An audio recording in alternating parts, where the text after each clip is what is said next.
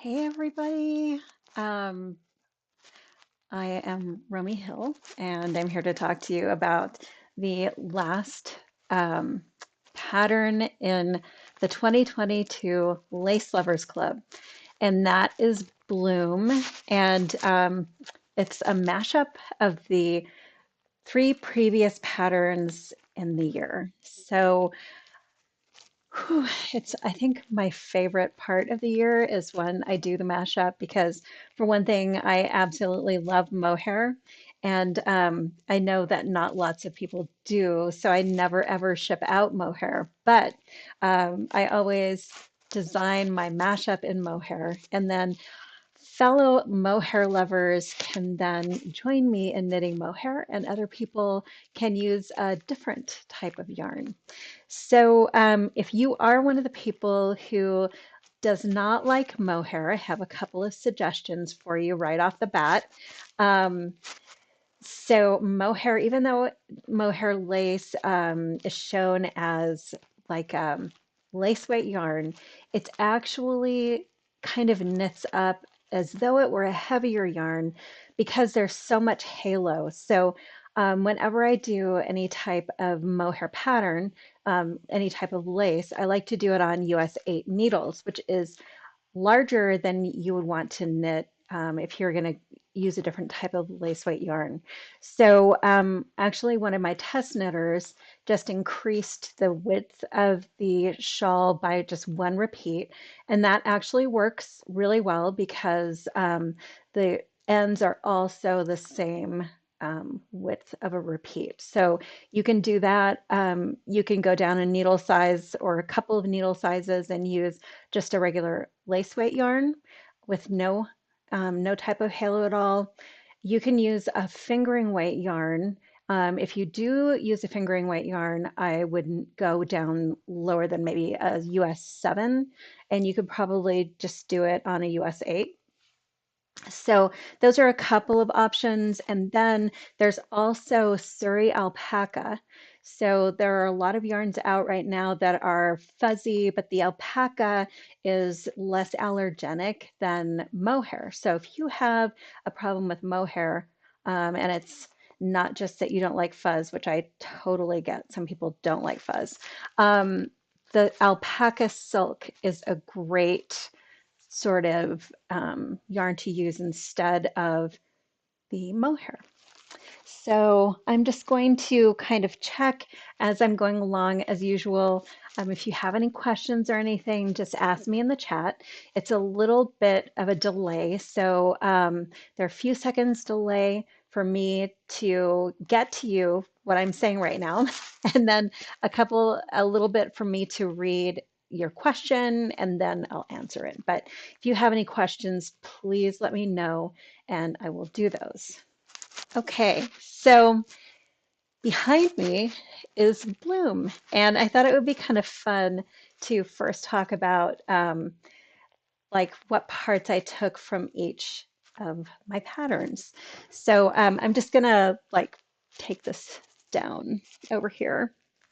Okay, so I did actually kind of modify everything. So I take the elements and then I modify. So the middle part here, that diamond motif, is taken from Tone Poem. And I'm just gonna grab it. And you can see like in the border, if I can hold this up, you can see that diamond in the border. And that is what I used for um, the middle of the shawl. So I also added a different diamond motif in there as well. So there's two types of diamond motifs because I just thought it would be kind of fun to do that. Okay, the edging here is taken from Rose of the Aegean. And let me just grab this over here and you can see the top here, that is the same edging. It looks a little bit different in a mohair, but it is the same edging. So if you did that, then it's easy to do the Bloom. And um, let me hold this up here so you can see better. Just going to put this over my shoulder for a sec. So the bottom here is taken from Lost Coast. And again, I sort of edited the motif a little bit, but this, like the bind off here, those are like little feather and fan lozenges along the bind off. And that is an element of Lost Coast here. You can see the edge on that. So that's where everything comes from. And then I just kind of, put them together. Um, they were all fairly different. I think this year, like the designs were pretty different. So I looked for kind of unifying motifs that would work together well. And so that is what I came up with. So this is a big rectangle, as you've probably noticed. And one of the things about doing a rectangle shawl is that I like to have both of the ends match. So I like to do a bind off on the end, and I want both ends to match. So whenever I do this type of stole, I always do a provisional cast on, um, work the middle of the shawl and then one end of it, and then go back later and pick up those stitches from the provisional cast on and do the other end. So that makes sure that both of the ends look the same. So I can't cast on at one end and have this look exactly like the other end. So that is why it's put together that way. And of course, I'm wearing my orange glasses in honor of the beautiful color. So this is the poppy colorway from A Verve for Keeping Warm, and seriously glows in the sunlight. And I hope that you get some for yourself because it's just really pretty. Okay, so I'm just kind of checking to make sure no one has any questions here. I'm going to hang this back up here so I don't explode with heat. Okay, alrighty, so let's take a look at the pattern. I'm just going to transition across here. Probably all seen the pattern. So here is the way that it's constructed, and I'm going to show you how to do provisional cast on, crochet cast on, and then I want to show you a couple of tricks for working with mohair because it can be difficult to like rip mohair apart if you make a mistake or something like that. So I'm just going to show you how I do it, and like if you have any questions, let me know and I'll go over those as well. So the only thing that I wanted to call your attention to is when you are doing chart D, that actually increases a little bit. So it is a rectangle, but chart D's repeat is just a little bit wider. So there are 20 stitches across in the repeat for chart D instead of 18. And I've just added a few extra stitches, and that really helps that edging kind of pop out in a fan shape. So it won't make the actual shawl wider. So when you block it, you don't want to block it with a flare. You're just going to block it straight as a rectangle. And then all of those extra stitches are going to come out just in these little fans, and that is just going to push the fabric up, and then you just want to pin those out. So just checking for more questions. Alrighty. So this one, whenever I do a rectangular shawl, I always weigh my yarn. So this type of construction here where you're doing your provisional cast on, and then you're going to work that whole first part here.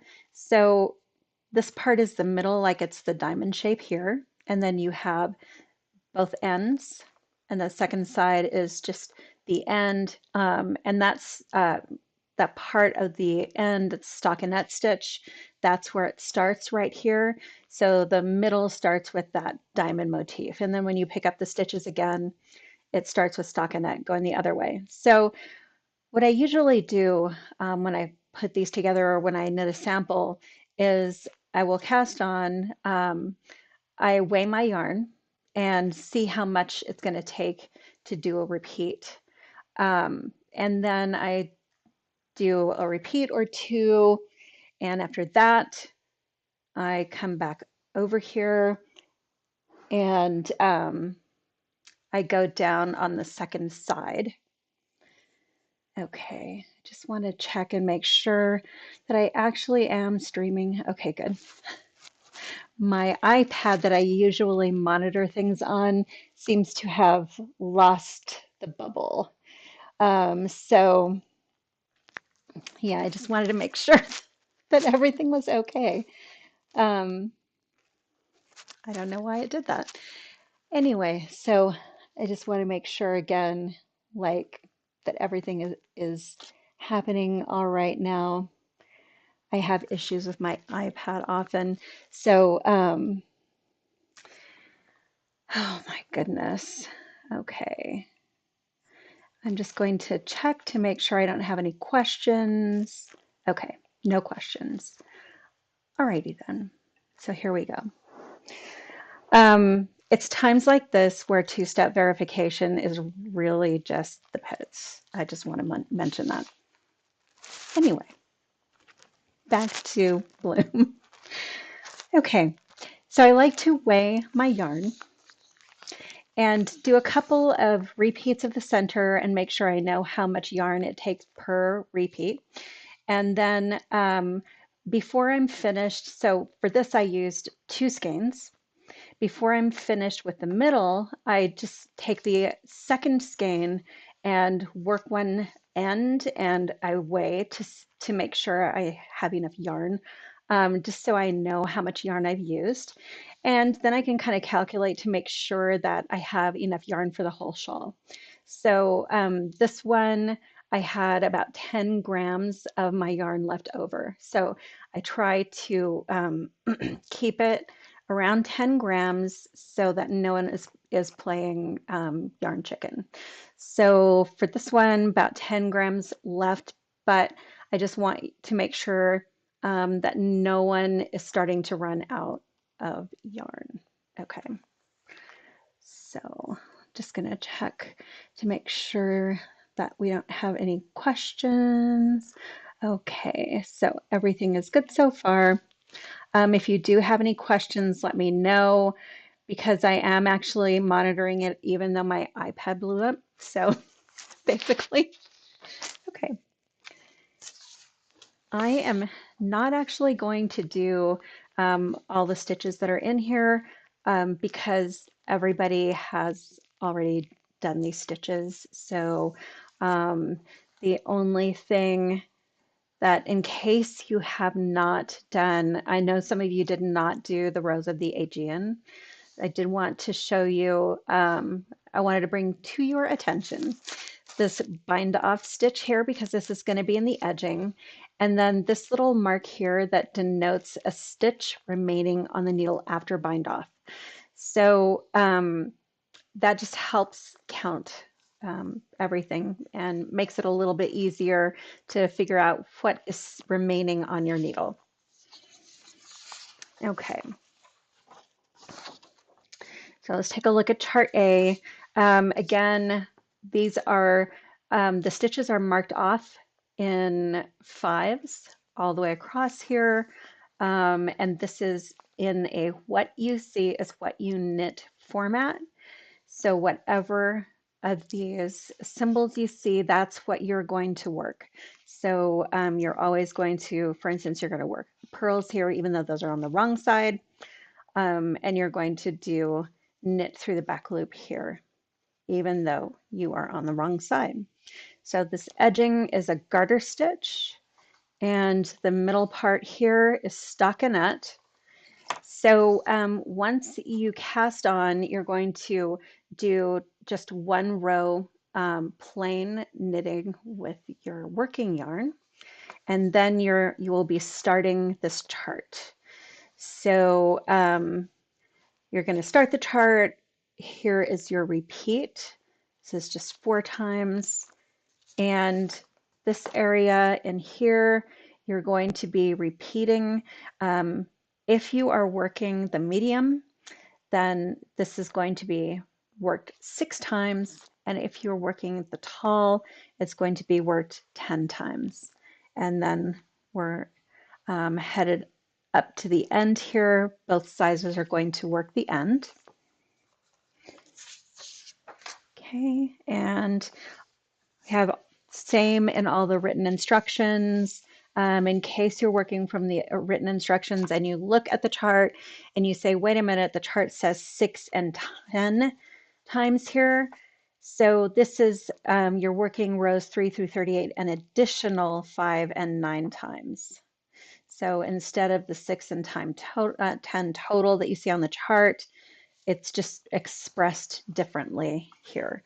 So same thing. It's exactly the same thing. So no worries. Okay. So I'm just going to go on here.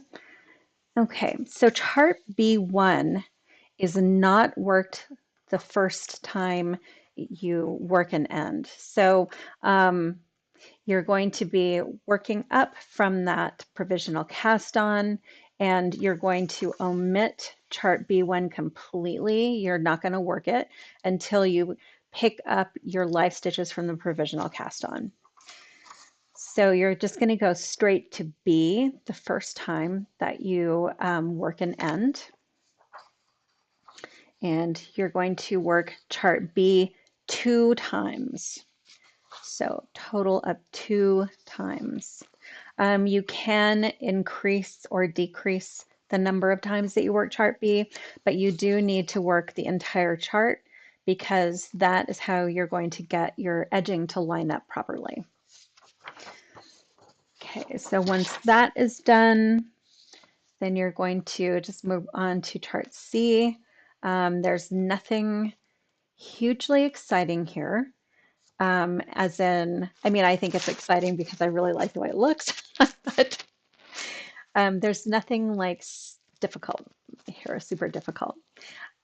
Do call your attention to these CDDs as a center double decrease up here because there are some extra yarn overs, and that's just establishing the feather and fan lozenge that's going to continue on to your edging. Okay, and then we are at chart D. And remember, I was talking about these repeats being a little bit wider. They are a little wider, and I've accomplished that by adding in a couple of extra increases in the forms of yarn overs, and I did not decrease them out. So there's just a couple of extra increases per motif. So after this first row of chart D, your repeat will be larger. And then you're just going to continue through the chart and up to this bind off row. So row 10 is your bind off row. And sometimes it's just easier to come down here and look at the written instructions to work the bind off. If you feel comfortable with the chart, that is awesome too. So you're just going to be working these stitches across here. And as you're going, you will be using the stretchy bind off to bind everything off. So I wanted to call your attention to each of these yarn overs. There are 2 stitches worked into the yarn over, and you're going to work a stitch into the yarn over, then bind it off, and then work another stitch into the yarn over and bind it off. So you're only ever going to have 2 stitches waiting to be bound off across here. So, and then you're just going to fasten off. Once you're done with the first side, you are going to be picking up stitches from the provisional cast on, and that is the time when you're going to be working chart B1. So once you have worked chart B1, then you can move on to chart B and work that 2 times.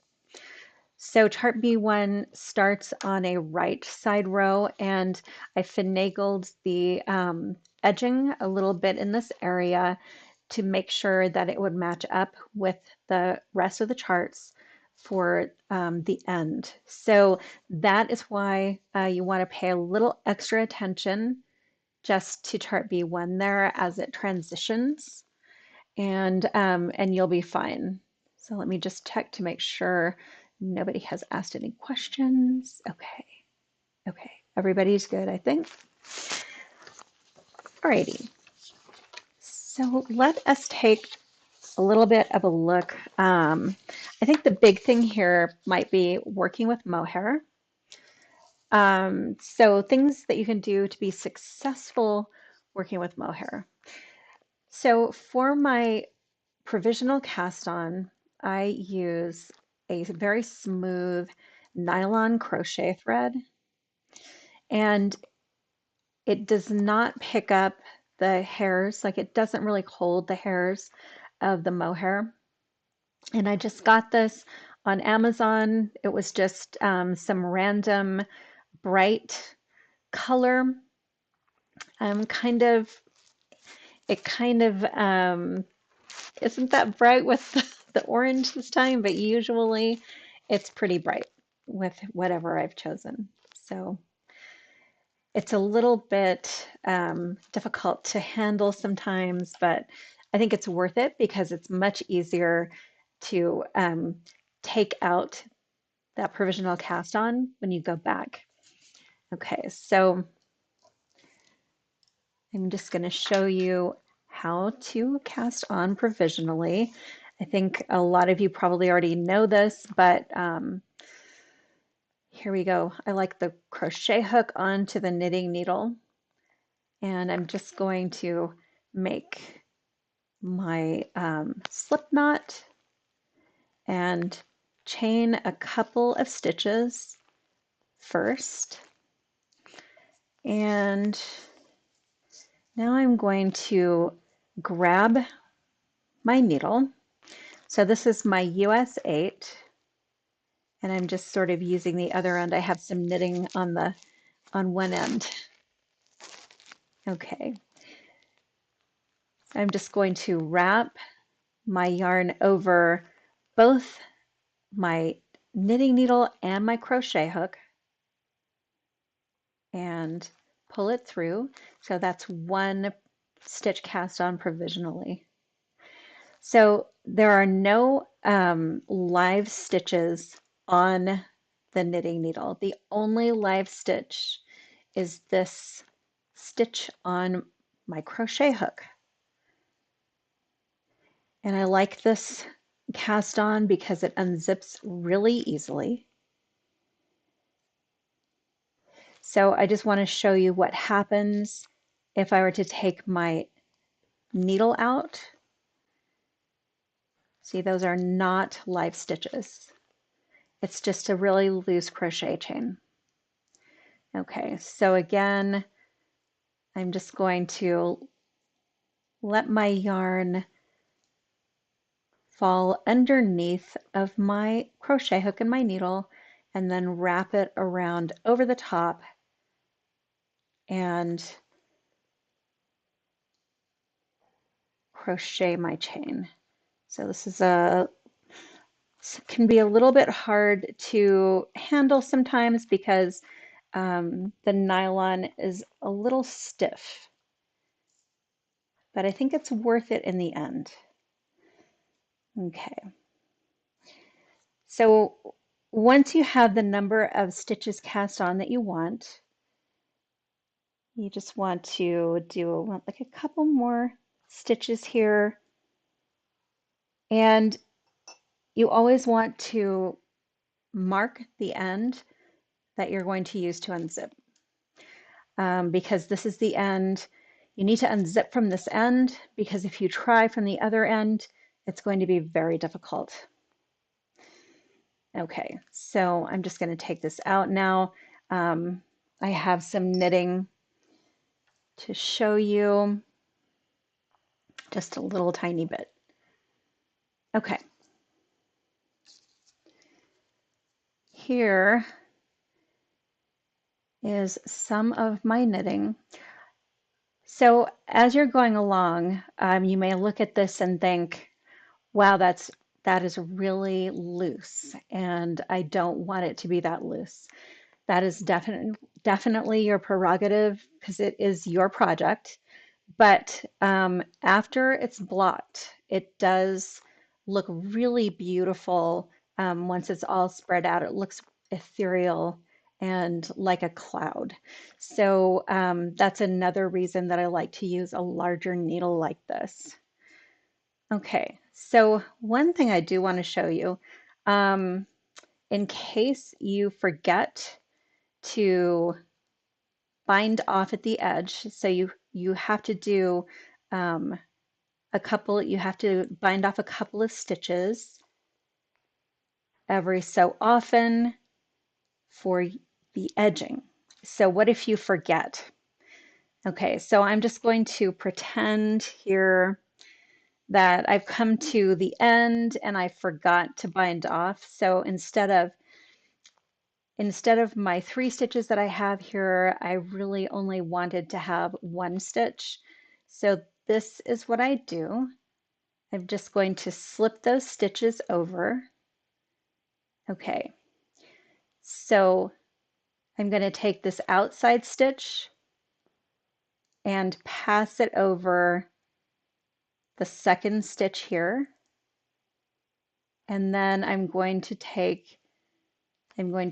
put this other stitch back there, and I'm going to take another outside stitch again and pass it over. So now I have what looks like 2 stitches bound off, and you can't tell at all. So don't worry, you don't have to undo the whole row if that happens. You can see here, it looks just like a normal bind off. So don't worry. Well, we're trying to have fewer issues with having to rip things out.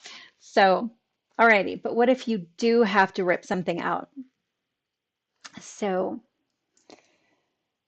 okay, so here we go. I'm just going to put this down here. I think I have a little bit too much backlighting, but let me see. Okay. So here's what I do um, when I want to rip something out. I'm going to make this a little bit bigger. All right. So the first thing you want to make sure is that you're not ripping side to side. If you rip side to side, it will absolutely clump up on the edges here, and you'll have a mess. So I know that people like to put mohair in the freezer, and it does make it easier to rip out, but it doesn't last very long. So when you put mohair in the freezer, maybe it lasts like, a minute if you're lucky. So this is the method that I use, and it works really well.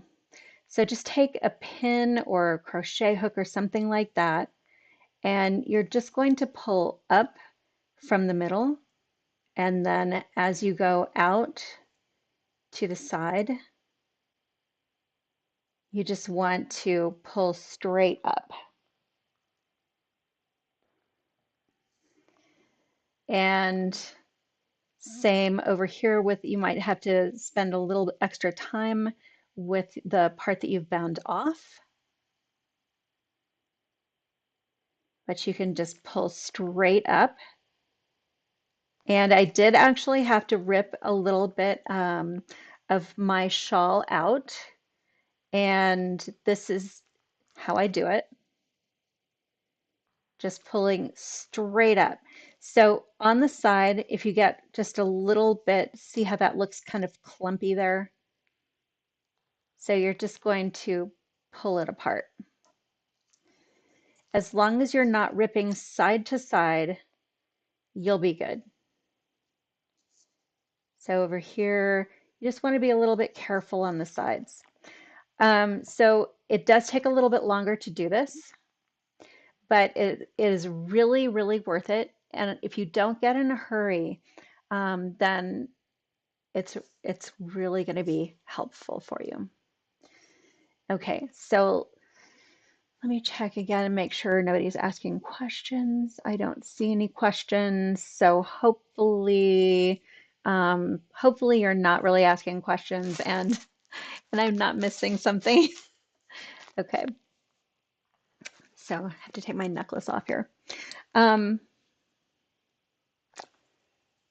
Alrighty, now let's take a look at taking out the provisional cast on.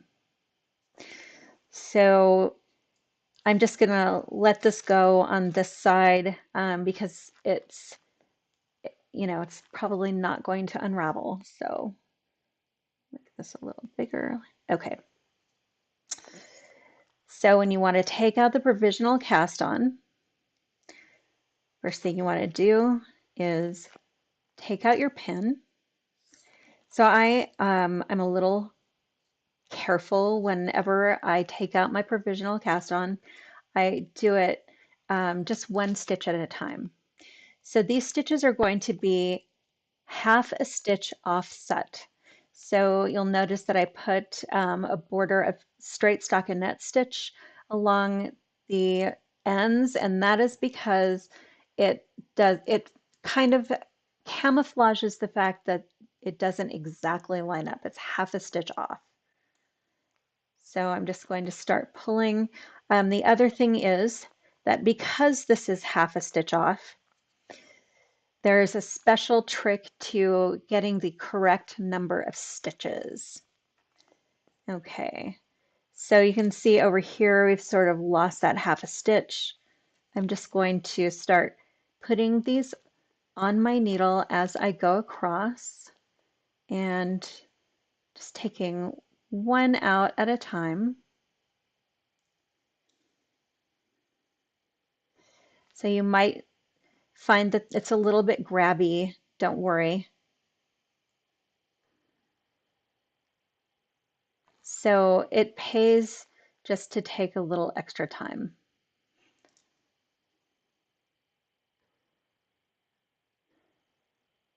And as I'm unzipping, I'm just making sure to get each one of my stitches on my needle. And whenever something grabs, I just sort of break it apart.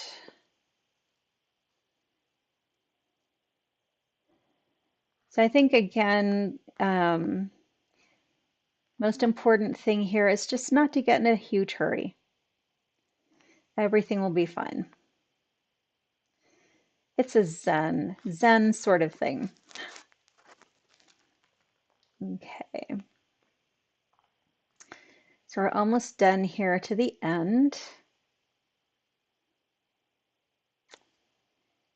All right, so let's take a look at this last little bit here. I'm just going to pull the rest of the chain out. And then you can see here that there is a little loop. So that loop is what's created when you start working your second row. So in other words, it wasn't really a stitch, but we are going to use it as a stitch. So this is what's going to keep us from actually losing a stitch by having that half stitch offset. So it's that little loop at the end, and I am going to count that as a stitch and put it up on my needle. And that is how I keep my number of stitches even. So right across here, we cast on 103 stitches. And now I have just, once you have taken out your provisional cast on, you will again have 103 stitches just by using that little loop there as an extra stitch. Okay, so I realize this looks weird, but okay. So let's talk a little bit about something else. I'm just going to take this out now. Um, and I'm going to frog the rest of it. So believe it or not, I teach classes on knitting with mohair lace. And after each class, I usually frog my swatch that I've done in class and reuse the mohair. So I have done this many, many times. So I just want you to know it can be done. Mohair frogging is a thing, just as long as you don't get into a hurry, and it will all be fine. So I'm just keeping pulling straight up and over here on the edge. Okay, so since there's not very much left, I want to show you what happens if you try to frog side to side. So if you start pulling like this, like right away, this is what you get. So as long as you don't go side to side, you should be okay. Righty. So joining skeins. I have maybe kind of an unorthodox way of joining skeins, and I like to do a Russian join. So you don't have to do this, but it's kind of fun to do. I use a sewing needle. So here's my needle collection here. I do use an actual sewing needle. So that's the needle that I generally use. And this is to join a skein. As I said, you definitely don't have to do it this way, but I am going to show you how to do it anyway. I just remove all of my fuzz off of the silk core, and I'm just going to kind of wet that down a little bit and thread my needle. So it's going to be a miracle if I get this in here the first time because it's under camera. Dude. Okay, that's my miracle for today. Okay, so I have this threaded. I'm going to kind of move my my other needles out of the way. And what I'm going to do is interlock my two skeins of yarn. So, and in order to show you better, I have these two different colors. Maybe they're one is a lighter and one is a darker. So just to show you how it works.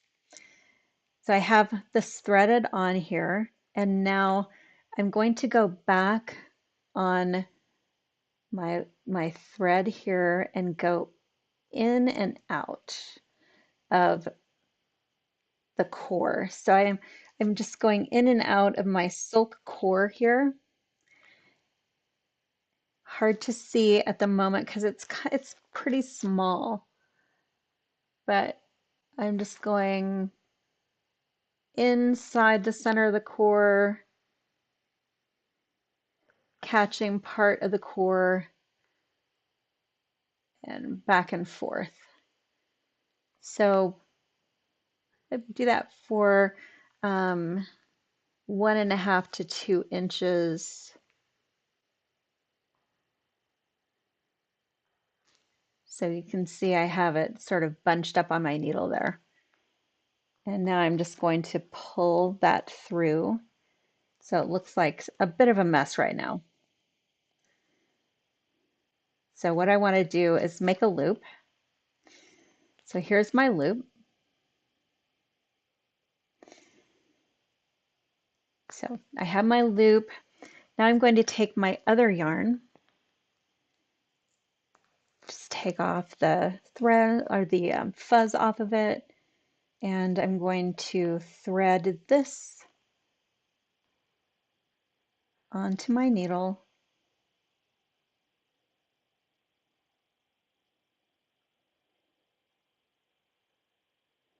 Well, that one didn't quite work, so I only got one miracle today, but that's okay. So this is under camera, which makes it about 5 times more difficult. So,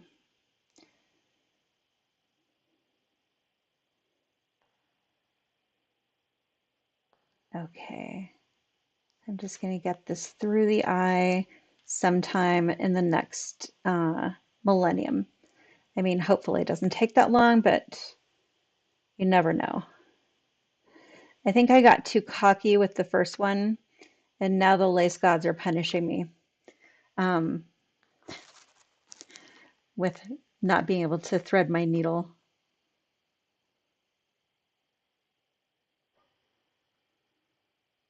Okay, well, I get one on there.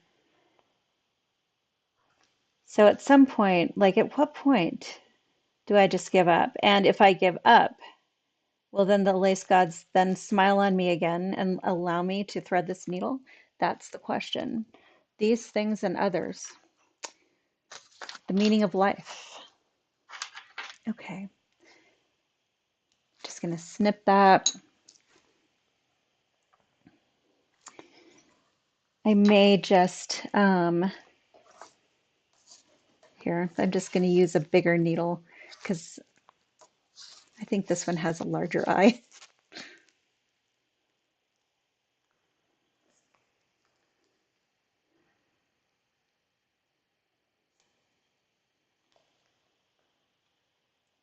And if you don't get bored of this,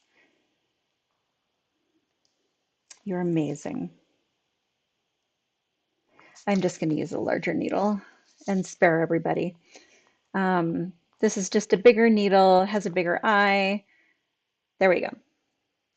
It's longer, but you'll be able to see it. Okay, so I'm going to go through the center here. And I want these to be interlocking. So you can see that it's interlocked now. And now I'm going to go back on my core here and go in and out of the core again.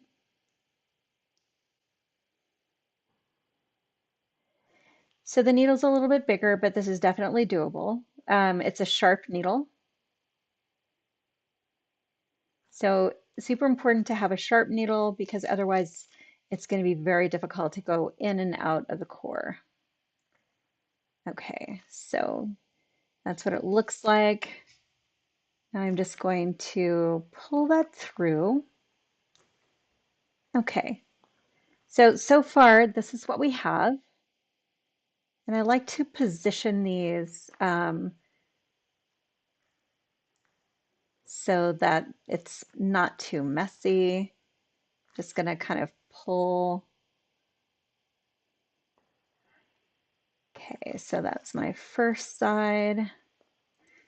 And now I'm just going to work on my second side.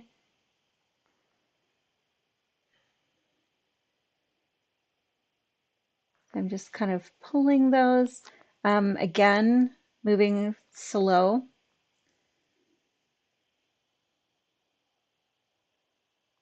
Okay.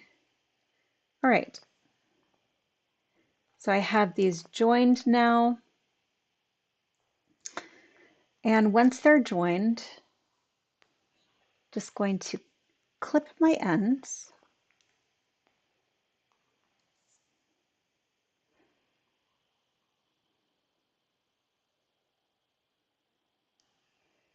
Okay, my ends are all clipped, and so I'm pulling this fairly hard, and it's not going anywhere. So that is a Russian join on mohair yarn. And now I'm going to check to make sure nobody has any questions. Okay, everything looks good. I do not see any questions from you all. If you have any, do let me know. And I am going to come back. You can look at my face again. So at any rate, this is a little bit of a short one because we have done all of the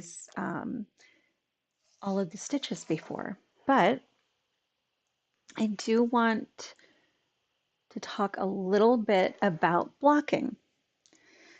So I like to use blocking wires. And what I did was I laid out blocking mats, large rectangular blocking mats. And then along the side, I wove my blocking wires in and out of these larger little edging scallops here.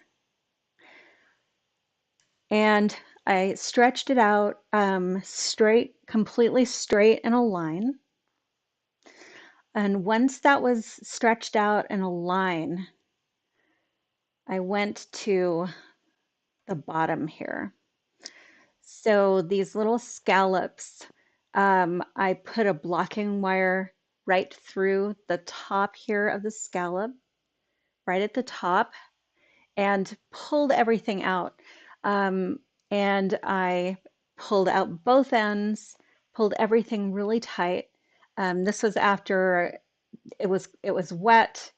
I had completely washed it and rinsed it and rolled it up in a towel and walked on it. So I pinned everything out, and then I went back to each one of the scallops, and let's show you this really quick. I went back to each one of the scallops where the wire was right through the center here, and I pinned out each one of these yarn overs here, right all the way along the end edges. And once they were all pinned out, I took the blocking wire out of the center of the scallop so that the part that was actually blocked out would be these little yarn overs here. So, and then along the side, I had my blocking wires through the end here of all of these, just woven all the way across. So once everything was pinned out, I went back and I put a pin in each one of these smaller scallops along the side here. You don't have to do that. I admit that I get really into blocking. I like to do a good job with blocking because I think it's kind of magical. So, I'll admit, I'll admit to like going all out on the blocking. You don't have to do that, but I did want you to know how I got my results. And then again, you'll be able to see how much of a difference there is once this is blocked. So it looks really ethereal and beautiful, and it doesn't look like the fabric is too loose anymore. So it's all blocked and it's kind of settled in to a beautiful fabric. All the imperfections are just sort of blocked out, and you're just left with this cloud of beautiful mohair. Um, as I said, I am a huge mohair lover, so I admit I'm a huge mohair lover. So this one is the medium size, and it's a nice size to wear. The tall is like super extra cozy and wonderful too. So if you like big hugs and squishy, soft things. The tall is wonderful too. So the tall is actually taller than I am. And let me see if there are any questions. Okay, I don't see any questions. So I'm going to blather a little tiny bit, but if you have any questions or anything like that, let me know. And if not, thank you so much for joining me. It's been an absolute pleasure. I appreciate you all so much. And I had a lot of fun with you all this year. And I hope to keep knitting with you again next year. Um, so no more questions. Okay. Well, thank you everybody so much. Um, it's always wonderful to know that there are other people out there who love lace. So I appreciate you. Take care of yourselves, and I will talk to you next time. Bye bye.